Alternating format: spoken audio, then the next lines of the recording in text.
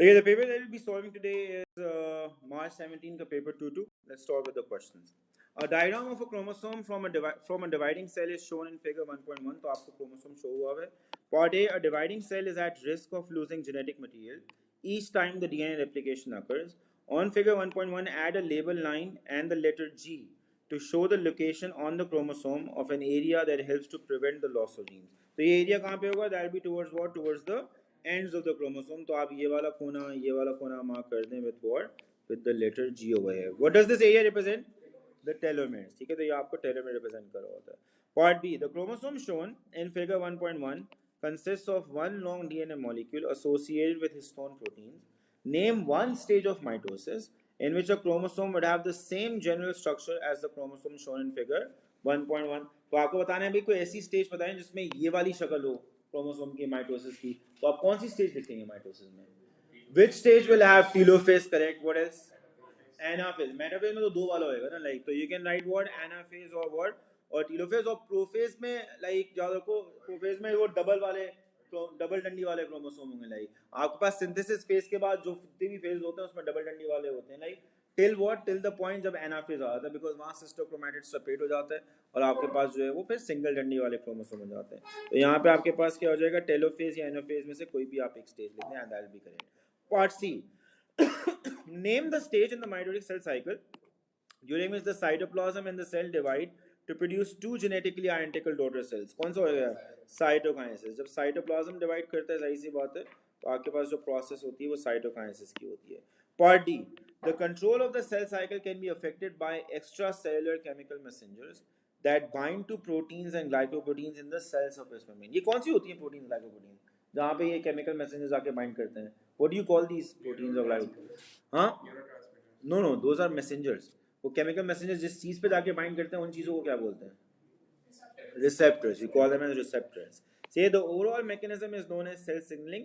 State the term used to describe the proteins and glycoproteins that function in this way. तो basically जो name होता है वो क्या होता है? Receptor होता है. Like क्या होता है? Receptor होता है. याद रखो उसने लिखा है the control of, मैं दोबारा पढ़ रहा हूँ point. The control of the cell cycle can be affected by extracellular chemical messengers that bind to proteins and glycoproteins in the cell surface membrane.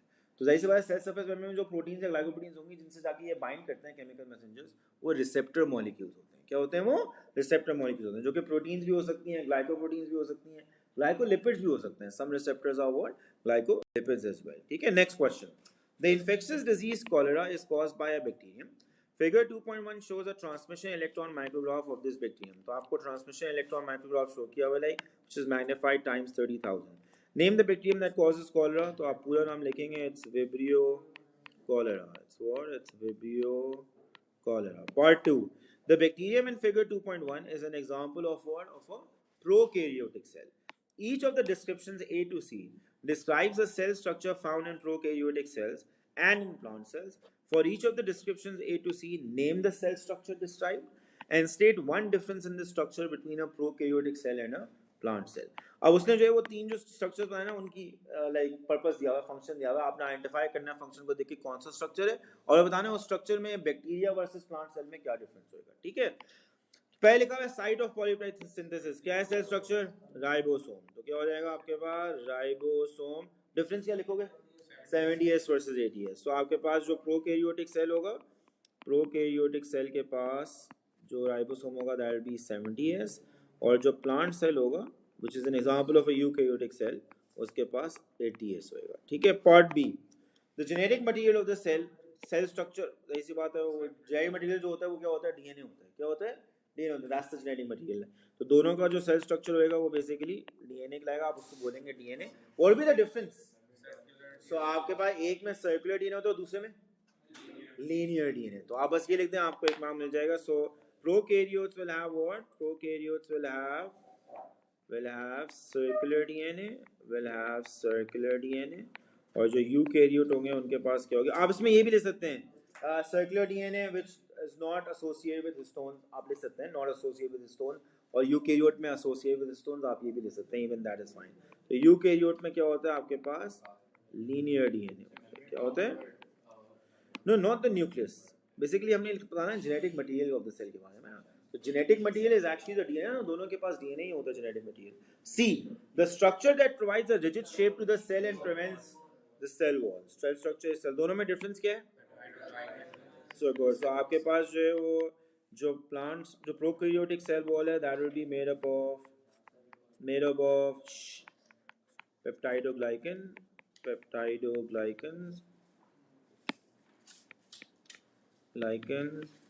और जो यूकेरियोटिक है that will be made up of what? Sorry eukaryotic लिख रहा हूँ plants वाले. तो plant cell की है हाँ सॉरी ये प्लांट सेल लिख रहे हैं उसने स्पेसिफाई किया हुआ है ना प्लांट्स है यूकेरियोटिक की but you should specify plant cell की बात कर रहे हैं. ठीक है तो प्लांट सेल में आपने ये लिखा प्लांट सेल और यहाँ पे प्लांट सेल में क्या होता है cellulose made up of cellulose. ठीक है नेक्स्ट मुझे वो लिखना. Cholera is an example of an infectious disease. Explain what is meant by the term infectious disease. So हमेशा ही 2 मार्क का आता है और 2 मार्किंग पॉइंट्स हमेशा क्या होते हैं caused by a pathogen and is what transmitted from one individual to transmissible होती है. Like तो आप क्या लिखेंगे for 1 mark caused by a pathogen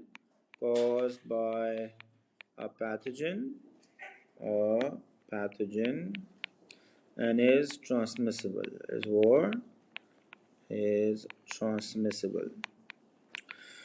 Next part. The symptoms of cholera are caused by choleragen, a toxin released by the bacterium.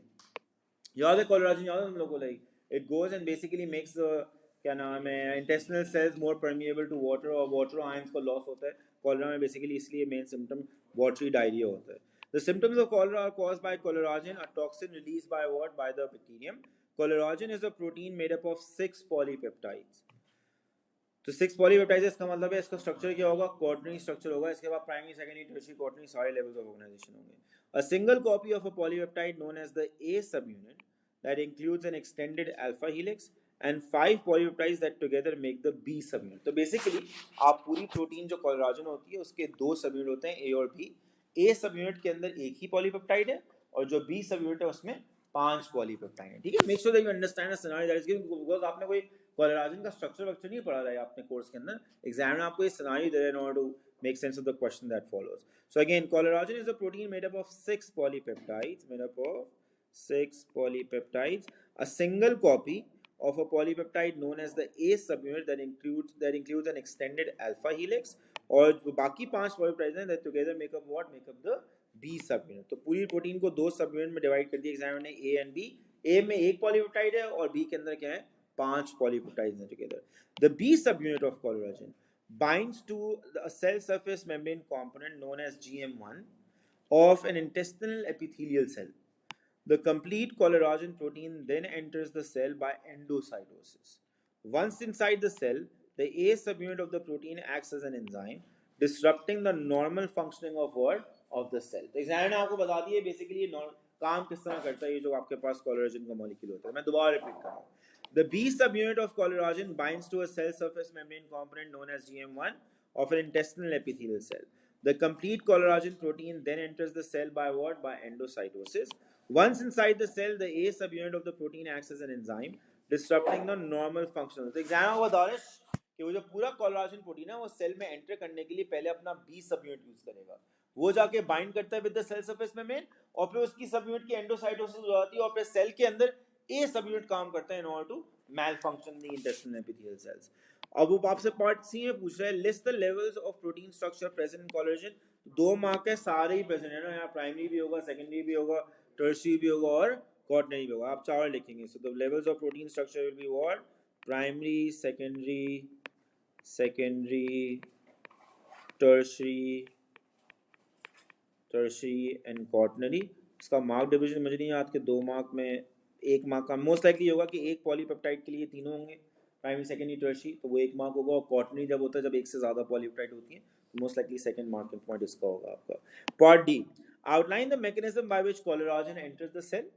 You may use the space for annotated diagram use करना जरूरी नहीं होता पर 3 mark के लिए 3 valid points लिखना आपको जरूरी होता है. एंडोसाइटोसिस का प्रोसेस है ना उसकी चीजें आपको लिखनी है. तो आप बताएंगे भाई जो कोलेराजन होगा it will bind to what bind to the specific receptor on the cell surface membrane जिसकी वजह से फिर वो पार्ट ऑफ द मेम्ब्रेन क्या करेगा इनवैजिनेट करेगा. It will pinch inward like जिसकी वजह से सेल के अंदर क्या बन जाएगा एंडोसिटिक वैक्यूल बन जाएगा और आपको 3 मार्क मिल जाएंगे आपके, ठीक है। तो आप क्या लिखेंगे, द टॉक्सिन, द कोलेराजन या सब यूनिट बी लिख देना, binds to the cell surface membrane, binds to the cell surface membrane component जो ऊपर लिखा हुआ है ना GM1 component, the cell membrane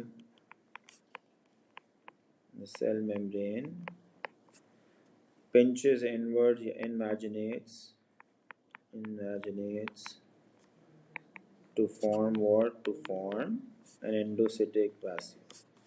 Form an endocytic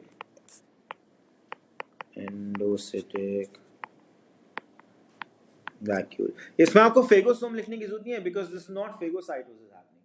It's simple endocytosis happening. तो आपको endocytic vacuole आप जनरल टर्म यूज करना, फेगोसोम टर्म यूज नहीं करना। फेगोसोम आप उस टर्म यूज करेंगे जब क्या होएगा यहाँ पे, अगर बैक्टीरिया की आपके पास इन्गल्फमेंट हो रही होती है और फेगोसाइटोसिस हो रही होती है ना, या किसी भी फॉर्म में फेगोसाइट अगर इन्वॉल्व हो रहा होता तब आप फेगोसोम बोलते हैं। But don't use the term phagosome because that's a specific form of endocytosis that happens. यहाँ पे आप जो टर्म यूज करेंगे वो क्या होगा, एंडोसिटिक वैक्यूल होगा, लाइक जो जनरल टर्म होती है for the vesicle that forms after endocytosis, ठीक है। Next part, using genetic engineering it is possible to produce a form of collagen consisting of only subunit B। यानी आप ऐसा फॉर्म ऑफ कोलेराजन बना सकते हैं जेनेटिक इंजीनियरिंग से जिसमें सिर्फ सब यूनिट बी होगा, यानी उसमें 5 पॉलीपेप्टाइड चेन होंगी, वो आपके पास सब यूनिट ए होगा ही नहीं, छठी वाली पॉलीपेप्टाइड चेन ही नहीं होंगी। This can be combined with inactivated bacterial cells to produce a vaccine against cholera.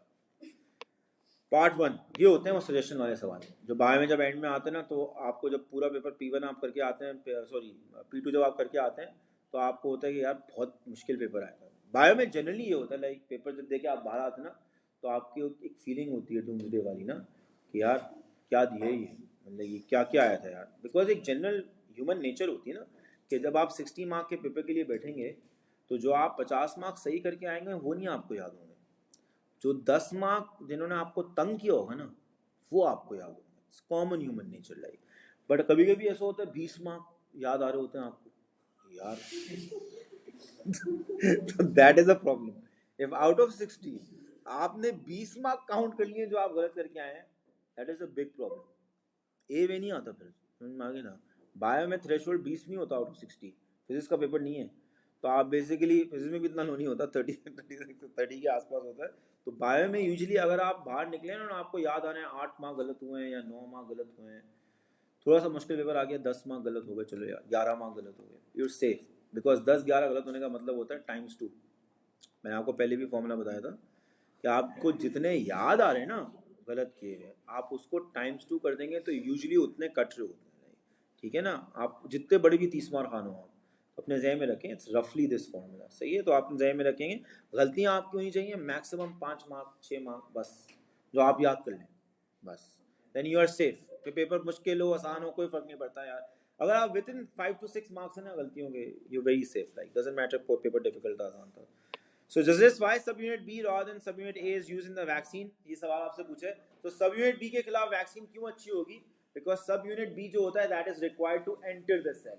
तो अगर आप उसके खिलाफ वैक्सीन बनाएंगे ना तो आपकी बॉडी में एंटीबॉडीज बन जाएंगी against what? Against subunit B, और वो जो कोलेराजन है वो क्या नहीं कर सकेगा, सेल के अंदर नहीं जा सकेगा। मैं दोबारा रिपीट कर रहा हूँ, तो सवाल ये है कि वैक्सीन में सबयूनिट बी क्यों यूज कर रहे हैं, सबयूनिट ए क्यों नहीं यूज कर रहे हैं। तो वैक्सीन में सबयूनिट बी यूज करने का फायदा ये है ना कि जब आप वैक्सीन में सबयूनिट बी देंगे तो आपकी बॉडी एंटीबॉडीज बनाएगी अगेंस्ट दैट सबयूनिट बी, और अगर कोलेराजन बॉडी में आ जाएगा थ्रू विब्रियो कोलेरा तो आपकी बॉडी में वो एंटीबॉडीज होंगी वो कोलेराजन से बाइंड करेंगी सबयूनिट बी से, और सबयूनिट बी की वजह से जो कोलेराजन की एंट्री होती है ना सेल में वो ब्लॉक हो जाएगी, और इसकी वजह से फिर आपके पास ऐसी बात हो जो इंटेस्टिनल एपिथेलियल सेल का फंक्शन अफेक्ट होता है वो अफेक्ट नहीं होगा। तो 1 मार्क के लिखना है बट कॉमन सेंस का पॉइंट लिखना है, सजेस्ट करना जब भी है ना सोच के लिखना। तो आप लिखेंगे सबयूनिट बी के खिलाफ हम क्यों वैक्सीन बना रहे हैं, because the body will have antibodies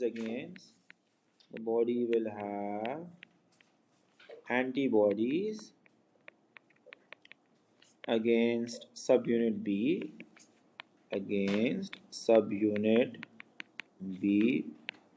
which will prevent the entry of collagen into intestinal cells. Part 2. Outline how this vaccine can give protection against cholera. तो अब ये 5 मार्क है and you just have to write about the immune response. और उसने कुछ बोला ना protection against cholera, तो आप मेन एंटीबॉडीज वहाँ चाह रहे हैं, तो आप कौन से वाले इम्यून रिस्पॉन्स के बारे में लिखेंगे? मेनली ह्यूमोरल के बारे में लिख देंगे, उसके बारे में डील लेंगे और बहुत कुछ लिखने को है. मैं 5 मार्क आपके लिए यहाँ सिंथेसाइज कर देता हूँ. एग्जाम में आप मार्क्स स्कीम खोलिए कर जाके, या अदर मार्किंग पॉइंट्स तो आपने उनमें से कुछ लिखा होगा, एग्जाम में आपको उसके भी मार्क दे देगा. तो आप क्या लिखेंगे यहाँ पे भाई? होगा क्या? वैक्सीन किस तरह बेसिकली आपको हेल्प करेगी? Vaccine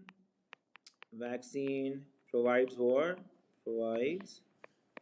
artificial active immunity. क्या लिखेंगे आप? It provides what?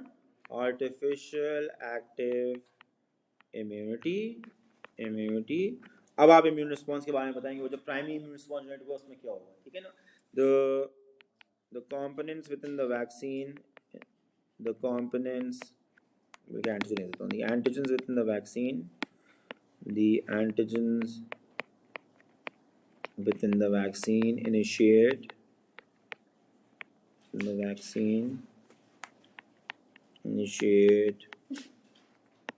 primary immune response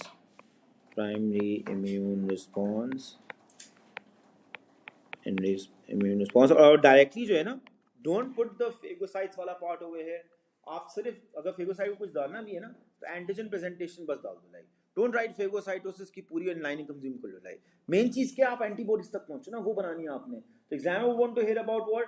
T helper cells आए, साइटोकाइंस रिलीज हुए, बी सेल्स आए, प्लाज्मा सेल बने, एंटीबॉडीज बनी. That is what this is looking for. आपका आंसर भी उसके अराउंड रिवॉल्व करें आप. लाइक और ये आप प्रैक्टिस करेंगे ना. अभी यार देखो, मुझे पता है तुम लोग का केम पेपर पहले, तो प्लीज बायो बिल्कुल इग्नोर नहीं कर देना. लाइक आपने केम के ज्यादा पेपर कर लेना.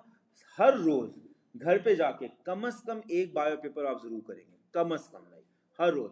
और जिस दिन आपका मंडे को खत्म हो जाता है केम का एग्जाम, फिर आप दिन में 3 पेपर करेंगे. लाइक क्लासेस में भी आप ऐसा कर लेंगे 4 पेपर बायो के. लाइक घर में आपने अगर 3 पेपर उस दिन 2 दिन कर लिए, 6 वो हो गए. अभी 3 पेपर कर लें तो आपका 12-13 पेपर का प्रैक्टिस हो जाएगा. Will be more than enough. Like तो मेक श्योर कि प्लीज आपने ये बनाए. इस वक्त आप ये सोचो ना, मैं फला थ्योरी रिवाइज कर लूँ, फला थ्योरी. भाई पूरा साल करते रहे ना. अब यार अभी आप थ्योरी रिवाइज करने का टाइम नहीं है आइडियल. लाइफ समझ में आ गई ना. अभी स्कूल में एग्जाम जो भी दिया आपने, वो थोड़ा बहुत रिविजन हुआ है. अब आप पास पेपर करके अपने आप को थोड़ा सा टाइम मैनेजमेंट, ये सारी चीजों पे काम करना शुरू करें. अब आपको इतने दिन नहीं रहेंगे. और बिल्कुल बायो छोड़ नहीं देंगे आप. अबे कैमे छोड़ा, अबे बायो नहीं करा मैं. एक पेपर आप रोज शुरू करेंगे. आप यहाँ पे एक पेपर तो कर ही रहे हैं, घर पे भी एक पेपर करेंगे बायो का, रोज करें. और बाकी टाइम पूरा कैम को आप देना. Please don't leave a vacuum in between. आप लोग की बहुत शॉर्ट टर्म मेमोरी होती है, आप भूल जाते हैं. लाइक तो make sure you keep on doing paper. उससे ना अच्छा खासा कंटेंट रिवाइज होता रहता है. लाइक तो अब मैं यहाँ पे जो है वो मेन चीजें लिख रहा हूँ. टी हेल्पर सेल्स जो होंगे, टी हेल्पर सेल में प्राइमरी रिस्पॉन्स में जो मेन रिक्वायर्ड वाली चीजें ना, उस पर जंप कर रहा हूँ. तो T helper sales secrete cytokines which stimulate B cells to divide and differentiate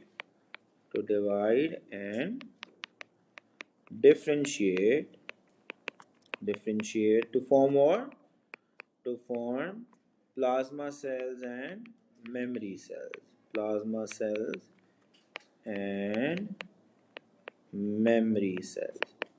अब आप जो है आपने अपने मार्किंग पॉइंट ले लिए, आपको 5 मार्क मिल गए. लाइन है ना, लाइक आपके पास, आप पूरा दिल में भी सुकून होगा, आप लिख के आए हैं पूरा. लाइक अब आपको लिखना है प्लाज्मा सेल क्या करते हैं, आप वो लिख दें. Plasma cells produce antibodies. या आप मेन होगा वो प्रोटेक्शन का पूछ रहे हैं ना, आप डायरेक्ट मेमोरी सेल पे जंप कर जाए. Memory cells provide what?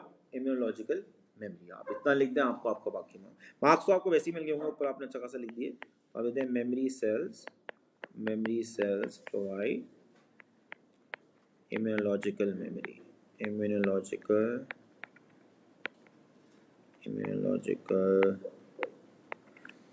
ठीक है. Please open the mark scheme as well. आप मार्क स्कीम खोल के इसमें और मार्किंग पॉइंट भी लिखे हैं, ताकि अगर आपके ज़हन में कोई मार्किंग पॉइंट आ रहा है कि मैंने आगे ये लिखूंगा, मैंने नहीं, तो make sure that you go through it as well.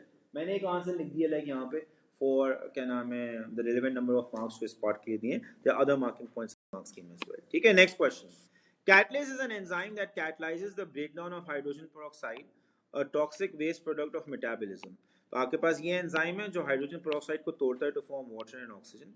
Figure 3.1 shows the results of an investigation into the effect of hydrogen peroxide concentration on the rate of the catalase control reaction with and without the presence of two different inhibitors। तो आपके पास exam बता रहा है कि जो catalyst की activity है ना उसको मॉनिटर किया है with increasing concentration of the substrate of the enzyme hydrogen peroxide, और इसको जो है वो विथ एंड विदाउट इनहिबिटर के प्रेजेंस में भी बेसिकली आपने जो है वो एंजाइम एक्टिविटी को चेक किया है। अब तीन ग्राफ्स आपको दिए हुए एक्स वाई एंड जी, और एक्सिस देख लो, rate of reaction Y axis पे, hydrogen peroxide concentration X axis पे। और तुम्हें थोड़ा इतना तो तुम्हें वैसी कोर्स से याद होगा कि अगर मैं पूछ लूं कि एक्स वाई जी में कौन सा वाला ग्राफ कॉम्पेरेटिव का है, कौन सा नॉन कॉम्पेरेटिव का है, कौन सा in the absence of inhibitor है, तो you should be able to easily label it on your own. X जो ग्राफ होगा वो क्या होगा, in the absence of the inhibitor होगा, कोई भी इनहिबिटर नहीं होगा। लाइक वाई कौन सा है, कॉम्पेरेटिव इनहिबिटर है, वाई जो ग्राफ है वो आपके पास कॉम्पेरेटिव इनहिबिटर के प्रेजेंस में, जी नॉन कॉम्पेरेटिव इनहिबिटर के प्रेजेंस में। ठीक है, तो ये आपको वैसे ही पता होना चाहिए, वो आपसे पूछेगा भी, सही सी बात है जब भी आपको ये दिए हैं। Part A, the inhibitors used in the investigation have different modes of action. Identify which of the curves X, Y and Z are the results for the reaction with the non-competitive inhibitor। तो ये हमारा curve जो है वो Z है, the reaction with the competitive inhibitor वो Y है, and without any inhibitor जो है वो आपका X है। अब ये देखिए, before I flip the page, examiner ने आपसे नेक्स्ट पार्ट में पूछा है इन तीनों ग्राफ्स का Vmax और Km कंपेयर करो, तीनों ग्राफ्स का। ठीक है, तो अभी देखो, for graph X and Y Vmax क्या है, सेम है, दोनों का Vmax क्या है, सेम है, Z का Vmax लो है। तो ये आपका कंपैरिजन हो गया Vmax का। ठीक है, और आप इनकी वैल्यूज कोट कर सकते हैं। याद रखो जब भी डिस्क्रिप्शन आता है ना इस तरह, तो वैल्यूज कोट करने का आपको मार्क मिल जाता है। मुफ्ते का मार्क होता है तो वो आप लूज नहीं करना चाहेंगे, तो आप वैल्यू का मार्क, मैं वैल्यूज यहाँ पे नोट करता हूँ, तुम लोग इसका स्क्रीनशॉट लेना ताकि जो है वो आगे मैं लिख सकूँ वैल्यूज। तो आपके पास जो वैल्यू आ रही है मैक्सिमम की वो 10 आर्बिट्रेरी यूनिट्स है AU Vmax की, और जो Z का Vmax आ रहा है वो कितना आ रहा है यार, 5, बिल्कुल मिड पे आ रहा है ना, तो ये 5 हो गया। तो 10 और 5 याद रखना Vmax की वैल्यू है। X और Y में सेम है Vmax, Z में जो है Vmax लो है। अब आते हैं Km पे। ठीक है, याद है नॉन कॉम्पेटिटिव में Km में Km चेंज नहीं होता है, लाइक ठीक है ना, कॉम्पेटिटिव में Km की वैल्यू इंक्रीज होती है। अब तुम देखो ये एक्चुअल ग्राफ है ना, तुम्हें ये नजर आना चाहिए उसमें। ठीक है, अब Km की वैल्यू कैसे निकलेगी, आप हाफ ऑफ Vmax लगाएं, तो मैं कलर थोड़ा सा चेंज कर देता हूँ, let me just erase all of this ताकि नीट एंड क्लीन आ जाए थोड़ा सा। तो आपके पास जो है वो हाफ ऑफ Vmax में X और Y का पहले निकाल रहा हूँ। ठीक है, वो है 5 वैल्यू, 5 पे मैं Km जो है ना वो कैलकुलेट कर रहा हूँ। ठीक है, और आप ये वैल्यूज रिकॉर्ड कर लीजिए, वो नोट कर लीजिएगा। तो जो आपके पास आ रही है, ये देखना मैं सही एक्सट्रापोलेट कर रहा हूँ नहीं यार। ठीक है, तो ये वैल्यू आ रही है 4, Km X का जो वैल्यू आ रहा है वो 4 आ रहा है, और जो ये कितना आ रहा है 6.5, नहीं 6 नहीं है, 6.5 आ रहा है ना, या 6.5 आ रहा है। ठीक है, तो दिस इज 6.5। तो आपके पास जो Km का वैल्यू है वो 4 है, 6.5 for X and Y। Z का आप देखते हैं, Z का should be equal to what, 4, जो आपका नॉर्मल है उसके बराबर ही आना चाहिए। लेट्स सी दैट ना, वो कितना निकलेगा Km में, Z का मैक्सिमम देख लिया वो कितना है, 5 वैल्यू, अब मैं 5 का हाफ लूँ। ठीक है ना, लाइक बिकॉज Z का Vmax तो 5 है ना यार, तो मुझे 5 का हाफ लेना पड़ेगा, और वो क्या हो जाएगा 2.5 हो जाएगा। तो मैं ग्राफ पे जाता हूँ और 2.5 देखता हूँ, वो 2.5 आपके पास वैल्यू आ रही है 2.5 का यार, यहाँ कहीं होगी, करेक्ट, सही मार्क की मैंने। सो 2.5 पे let's have a look at कि Z का ग्राफ कहाँ आ रहा है। Do you see exact same ditto value पे वो कोइंसाइड करे, तो आप यहाँ पे नीचे लेके आएंगे, you will see that the Km की value is exactly equal to what 4। तो ये जो आपने रट्टा मारा था ना उस वक्त, लाइक कि Vmax की वैल्यू जो होती है जब कंपेरेटिव हम देखते हैं तो Vmax सेम रहता है, Km जो है वो बढ़ जाता है। जब नॉन कॉम्पेटिटिव देखते हैं तो Vmax कम हो जाता है और Km सेम रहता है, वो आपको यहाँ पे जो है वो नजर आ रहा है। तो ये चीज़ वो आपसे पूछेगा, ये सारे वैल्यूज प्लीज याद रखना यार। 10 और 5 रेट के थे, और 4 और 6.5 जो है वो आपके पास Km के वैल्यू, आगे आपसे कंपैरिजन पूछेगा ये। So with reference to figure 3.1 compare the maximum rate of reaction Vmax and the Michaelis-Menten constant Km for curves x, y and z. So let's do that. x जो था, y था ना comparative, comparative कौन सा वाला था, it was y curve ना। तो Vmax क्या होगा, x and y have the same Vmax, have the same Vmax, और वैल्यू दे दें ब्रैकेट में, ब्रैकेट हटा दें वैसे लिख दें, वैल्यू इज 10 आर्बिट्रेरी यूनिट्स। ठीक है, Z has a low Vmax, has a lower lower value of Vmax, और इसकी जो वैल्यू आपके पास आ रही थी कितनी थी 5 आर्बिट्रेरी।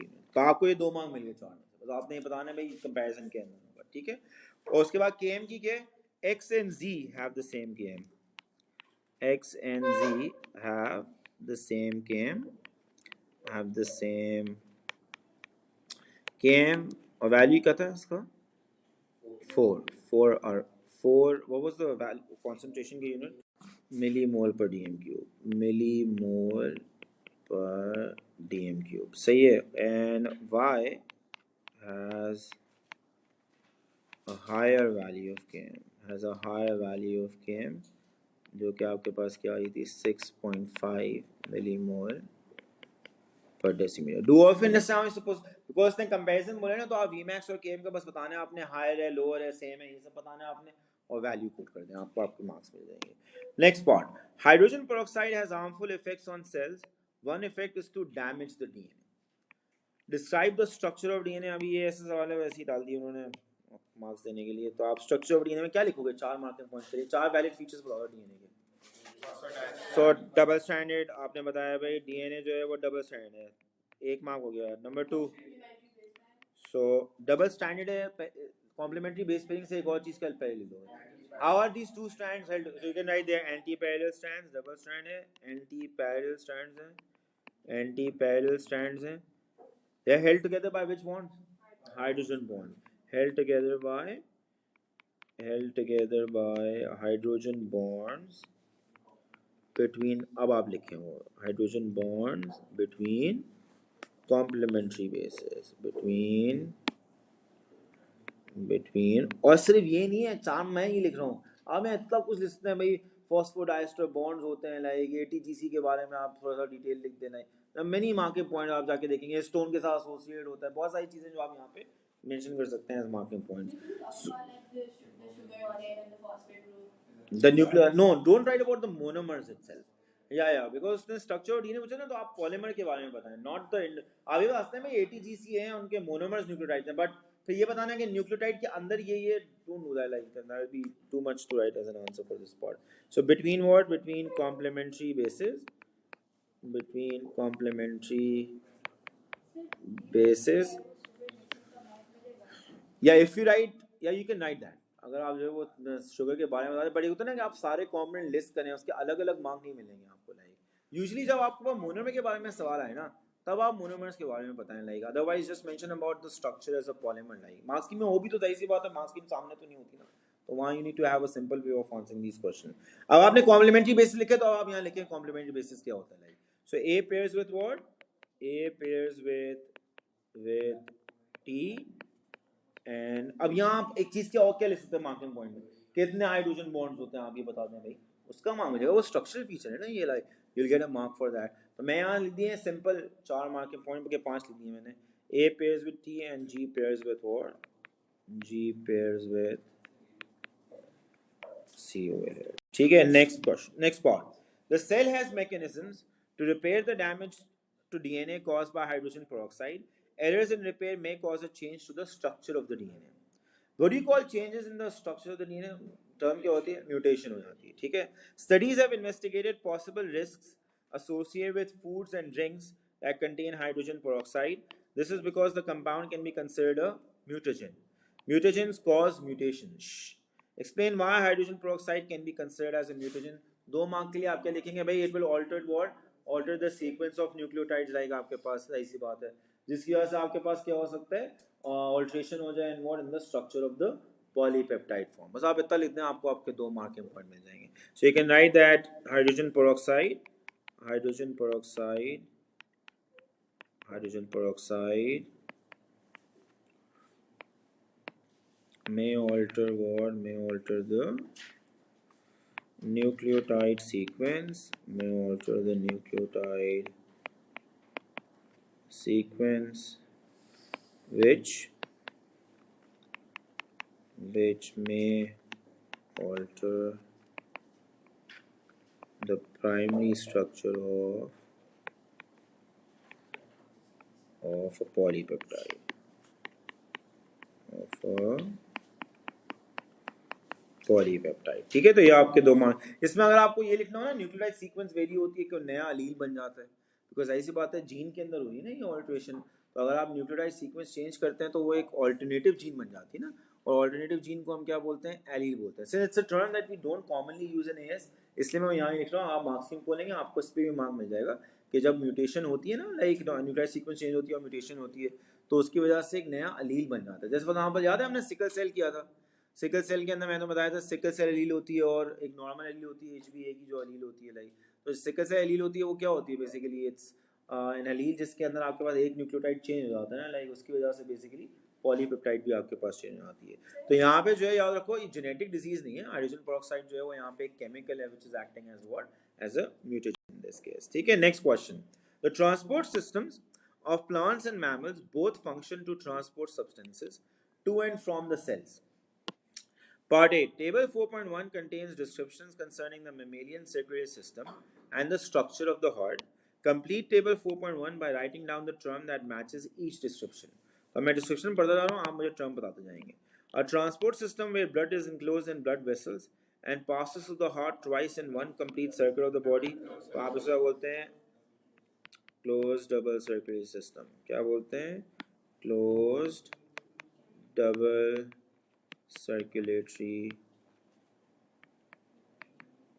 सर्कुलेटरी सिस्टम, और यहाँ पे लिख देना मेमेलियन की बात हो रही है। ठीक है, क्योंकि आपके कोर्स में ये टर्म है mammalian circulatory system as the closed double, तो आप यहाँ पे ब्रैकेट में लिख देंगे। Next part, blood vessel with a lumen of approximately 7 micrometers in diameter that supplies substances to cells, capillaries। तो आपके पास जो blood vessel है वो यहाँ पे क्या होगी, that will be a capillary। ठीक है, next row, the blood vessel that carries oxygen blood from the lungs to the heart, pulmonary vein, pulmonary vein। The chamber of the heart that receives deoxygenated blood from the body, right atrium। Chamber पूछे ना तो वो जो चार आपके पास हैं उनमें से आपने किसी चेंबर का नाम लेना है। The structure dividing the heart into the left and the right sides, the median septum. तो आपके पास है दैट इज द मीडियन, सिर्फ सेप्टम लिख दो, that is also fine. Part B, water is the main component of fluids associated with transport in mammals and plants. One property of water is its ability to act as a solvent. Suggest why this property is important in the mammalian transport system. 2 mark का है तो science fiction में ले लेना इसको। High heat capacity and blah blah, यही पूछा उसने, नहीं उसने वाटर की प्रॉपर्टी पूछी है on why it serves as a good solvent. तो आप बताएंगे वाटर एक पोलर सॉल्वेंट होता है, ठीक है ना, जिसकी वजह से क्या डिसॉल्व करेगा, ion such as sodium ion एक एग्जांपल, तो and polar molecule such as glucose एक एग्जांपल। बस खत्म, आपका आंसर खत्म हो गया। ठीक है, सो आप देखेंगे water is a polar molecule, it's a polar molecule. और ये मैंने तुम्हारे से अलग भी किया था जब मैं transport and mammals of plant किया था, तो मैंने तुम्हें सॉल्वेंट एक्शन ऑफ वाटर बताया था, मुझे याद है। और मैंने बताया था सॉल्वेंट एक्शन ये होता है that water serves as a very good transport medium in both plants as well, खासतौर पे फ्लोएम जो टिश्यू होता है like, and humans as well, mammals as well. तो हमारी ब्लड वेसल में ब्लड का जो मेन कंपोनेंट होता है वो वाटर ही होता है like. So it dissolves what, dissolves ions such as, कोई भी एक नाम हो तो पूरी दास्तान है ना, such as sodium ion, and dissolves polar molecules such as glucose लिख दो, अमीनो एसिड लिख दो, कोई भी एक मोनोमर का नाम लिख दो, dissolves polar molecules such as glucose। ठीक है, next part, the transport of water in plant depends on the ability of water molecules to form hydrogen bonds। Explain how hydrogen bonding is involved with the movement of water in the xylem। 3 mark का है तो आपने main जो यहाँ लिखना है basically ability of water molecules to stick with each other, to stick with the sides of the vessel, और in terms का जो ना वो तुम नाम दे दो लाइक, बिल्कुल लेकिन से बस आप सिर्फ क्वेश्चन नीचे नहीं लिखेंगे, आप साथ बताएंगे ना क्वेश्चन क्या होती है like, tendency of water molecules to stick with each other, वो क्वेश्चन होती है like, and tendency of water molecules to stick with the sides of the xylem vessel, वो और sides of the xylem vessel में mainly किससे ये stick करता है, सेल्यूलोज से। अगर मैं आपसे ये एग्जाम में बोलूँ ना कि पूछूं कि लिग्निन से स्टिक करता है नहीं, तो आंसर इज बिल्कुल करता है, पर बहुत मिनिमल अमाउंट में करता है। Why? Because lignin is hydrophobic in nature, it is not hydrophilic in nature. तो आप लिखेंगे भाई hydrogen bonds hydrogen bonding enables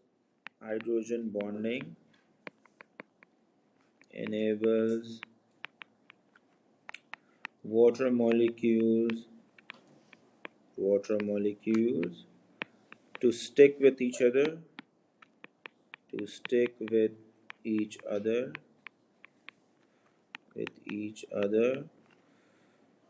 termed as what? Termed as cohesion. इसका फायदा क्या? हमने ये भी तो बताया, मूवमेंट ऑफ वाटर में ये फायदेमंद किसने? तो फायदा क्या है?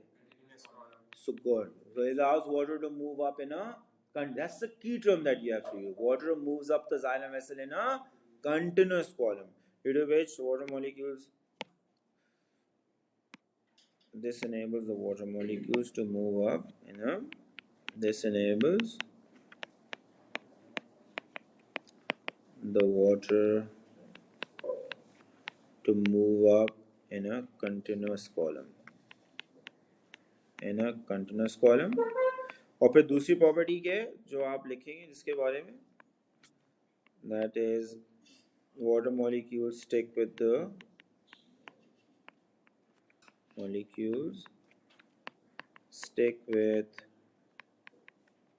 the sides of the xylem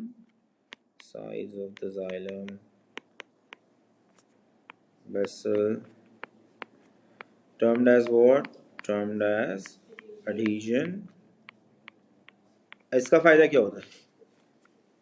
इसमें क्या लिखोगे? हम पूछो adhesion किस तरह कर लिए?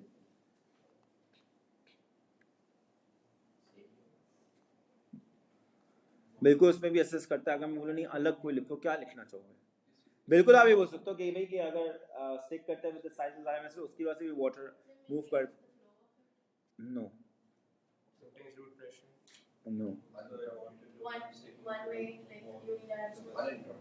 इसकी एनालॉजी देता हूँ मैं तुम्हें, रुक जाओ. एनालॉजी ये है ताकि तुम्हें याद भी रहे, ठीक है ना. एनालॉजी ये, इमेजिन करो ये एक दीवार है 3D पीछे देख लो आप, ये दीवार की दूसरी साइड है 3D, और यहाँ पे ना वो लगे हुए सपोर्ट के लिए, नहीं होती लगे हुए, और इस साइड इस दीवार पे भी सपोर्ट के लगे हुए. एक बंदा ना अपने हाथों से ना इन दोनों को पकड़ के ऊपर जा रहा है, उसकी बॉडी बीच में चल रही है और उसके हाथ पैर इस तरह क्लाइंब करते करते ऊपर जा रहे हैं. तो बेसिकली ना ये जो टेंडेंसी ऑफ वाटर मॉलिक्यूल्स होती है ना to stick to the sides, ये होती है to prevent the water column from falling downwards, और जो बीच में ना वो कोहेजन असिस्ट करती. तुम्हें समझ में आया मैंने क्या बोला? लाइक तो इसको अंग्रेजी में आप क्या लिखेंगे? बिल्कुल सही लिखेंगे, prevents the column of water from falling. That is what you will write. समझ में आ गई? लाइक मैं इसी तुम्हें बता रहा हूँ कि अगर अलग सिर्फ लिखने को आ जाए ना एडिशन का, ये ऐसा क्वेश्चन है जिसमें तुम ये मेंशन कर सकते हो, तो जस्ट लर्न इट नाउ कि भाई आपको याद हो जाए कि भाई कि जब वाटर मॉलिक्यूल स्टिक करते हैं with the sides of the vessel ना, इमेजिन करो यहाँ, अब मैं डायग्राम ही ऐसे बनाऊंगा कि वो पता नहीं क्या बन जाएगा, कि ये बंदा है, ये बंदे के हाथ हैं और ये उसके पैर हैं.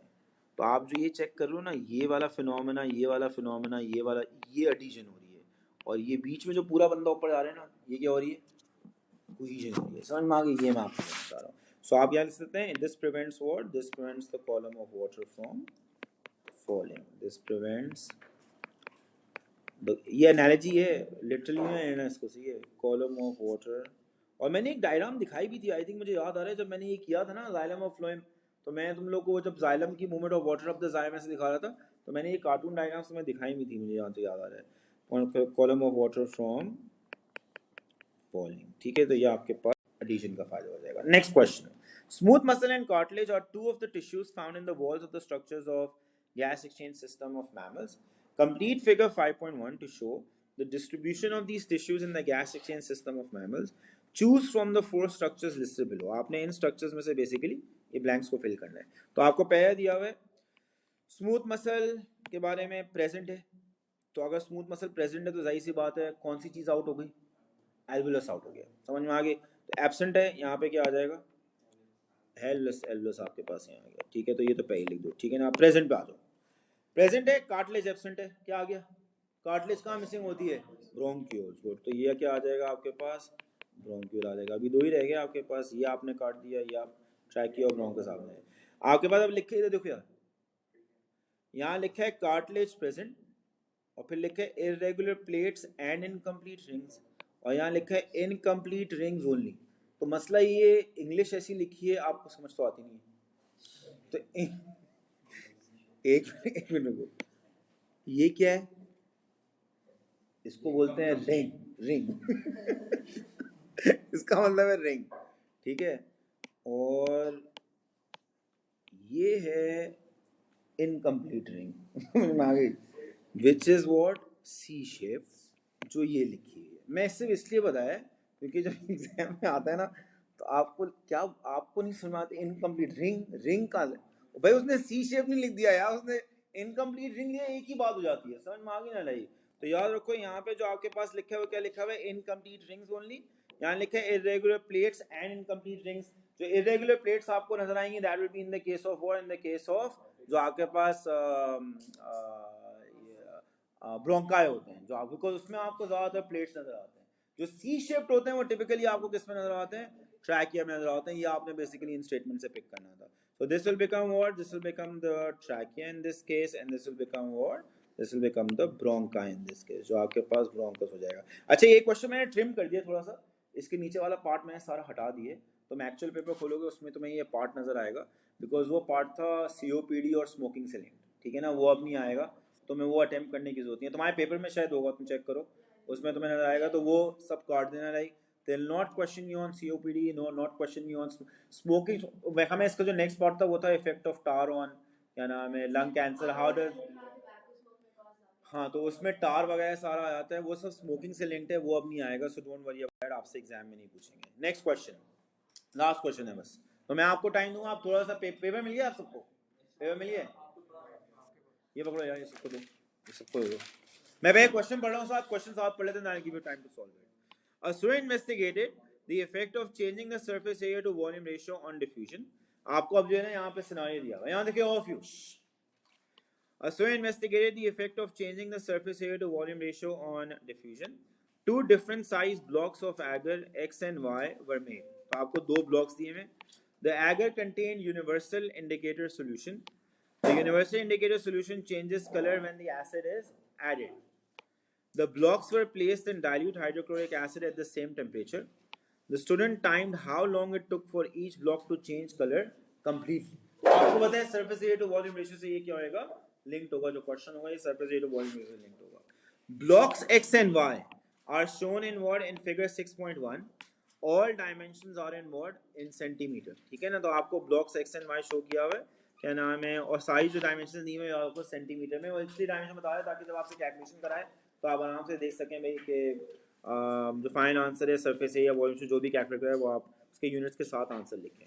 अब यहाँ देखिए आप क्वेश्चन, ये the surface area to volume ratio of block X is 5:1। Exam ने आपके लिए कैलकुलेट कर दिए, और पूछा है calculate the surface area to volume ratio of block Y and show your working. इसको करने का तरीका एक में यहाँ देखो, उसने जो एक आपको दिया हुआ है ना 5:1, ये इसलिए दिया है कि पहले आप इसको यूज करके देखें कि उसने surface area to volume ratio निकाला किस तरह।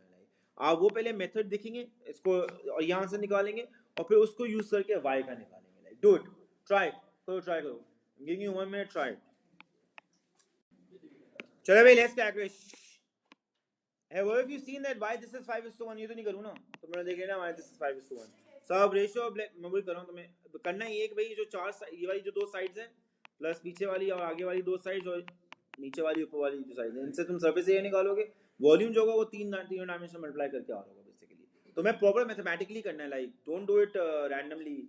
आपको एक्चुअल बना के दिया हुआ है ब्लॉक, तो आप यूज करेंगे वो डायमेंशन। तो मैं तुम्हें निकाल के दिखा रहा हूँ, देखो जो ए वाई है उसका किस तरह निकलेगा सरफेस एरिया वॉल्यूम रेशियो।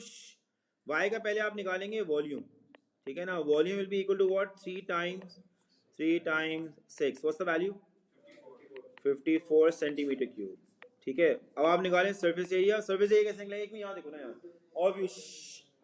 तो आपके पास 3/3 की कितनी साइड्स हैं, दो साइड्स हैं, तो इट विल बी 3/3/2, करेक्ट। फिर आपके पास जो है वो 6/3 की है दो साइड्स, दो ही है ना, 6/3 की चार है, मिलके 6/3 की चार साइड्स हैं। तो 6/3 बाय, बिकॉज ये वाली साइड भी 6/3 होगी ना, लाइक जो ये जो तुम करोगे वो भी 6/3 आएगी। तो 6/3/4 करो, कितना आना टोटल, हाँ 19 90 सेंटीमीटर स्क्वायर, ठीक है। अब आप निकालने भाई surface area to volume ratio. Surface area to volume ratio will be equal to what, will be equal to 90:35। Sorry 54, 90:54, जो सिंप्लीफाई करके कितना बन रहा है यार, 5:3, and that will B answer. बस खत्म, इसको तुम्हें वो करने की जरूरत नहीं है, डेसिमल पॉइंट में लिखो, बस दैट इज इट। या आपका सरफेस एरिया, अब देखो अब देखो तुम कंपेयर करो ना यार, एक भी यहाँ देखो ना यार, एक भी यहाँ देखो, इसका सरफेस एरिया तुम देख लो 5:1 है, which is a value equal to 5, और ये वैल्यू क्या हो जाएगी 1.67। सो यू कैन सी कि इसका जो surface area to volume ratio that is higher than what, than this वाला सरफेस एरिया रेशियो। अगर तुम्हें कैलकुलेशन में प्रॉब्लम देखने में प्रॉब्लम होगी ना यूं देख के, तो इसको तुम वो लिख लो, इसको करो कितना है 1 अगर लेते तो क्या आता है 1.67:1। तो you can see that this वाला surface area to volume ratio is almost 3 times ये वाला surface area to volume ratio। Can you see that? आपको जो है वो roughly 3 times वो मिल रहा है, because block बड़ा हो गया ना, यहाँ surface area to volume ratio जो है उससे क्या हो जाता है, कम हो जाता है। तो ये वैल्यू भी सही है, ये वैल्यू भी सही है, कोई भी तुम इन दोनों में से निकाल लो, it will be your correct answer, like आपको जो है दोनों में correct मिल जाएगा। which is the student observed that block X change color completely in a much shorter time than block Y, explain why। 2 mark के लिए क्या लिखोगे? So greater surface area to volume ratio, so faster rate of diffusion, why? Rate of diffusion faster क्यों होता है? Because जो distance travel करना पड़ता है ना to the center, वो short हो जाता है, like distance is shorter। तो आप क्या लिखेंगे यहाँ पे, that higher surface area to volume ratio, higher surface area to volume ratio increases the rate of diffusion, increases the rate of diffusion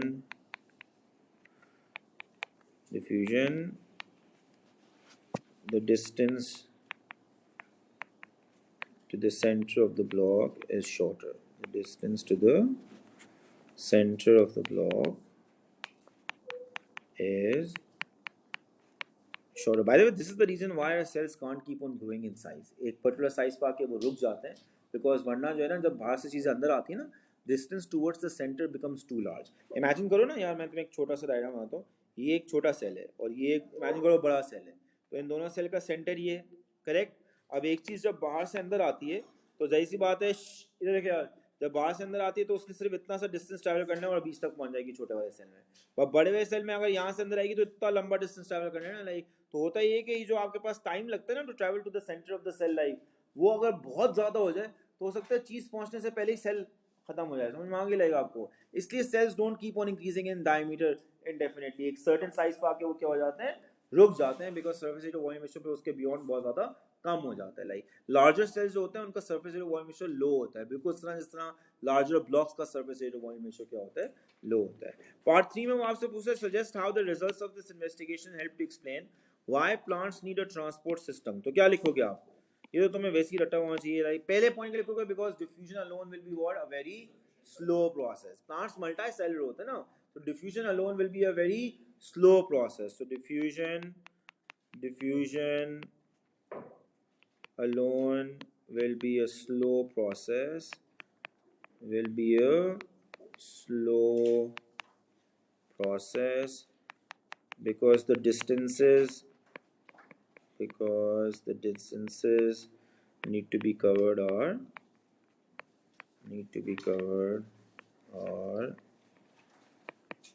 longer। Multi cellular ना, तो इतने लंबे लंबे डिस्टेंसेस के लिए डिफ्यूजन थोड़ी सफिशिएंट होगी, आपको एक प्रॉपर क्या चाहिए, ट्रांसपोर्ट सिस्टम चाहिए। वही रीजन हमारे अंदर भी है भाई, मैमल्स में पंप होता है, प्लांट्स में पंप नहीं होता, प्लांट्स में जो है वो अदर मैकेनिज्म्स के थ्रू ट्रांसपोर्ट सिस्टम काम कर रहा होता है। Last part, an experiment was carried out by the student to investigate the ability of reducing sugars to diffuse through whisking tubing। Figure 6.2 shows the apparatus used। तो आपको apparatus show किया हुआ है, whisking tubing है, external solution है, solution containing reducing sugar है अंदर। At the start of the experiment, the external solution did not contain any reducing sugar। यहाँ पे ना external solution में कोई भी reducing sugar नहीं थी। At intervals, the student tested for the presence of reducing sugars both within the whisking tubing and in the external solution। Name the reagent that is used to test for the presence of reducing sugar के लिए कौन सा, Bendix reagent। तो आप क्या लिखेंगे, Bendix solution। आपका answer क्या हो जाएगा, Benedict's solution। ठीक है, चलो विल स्टॉप।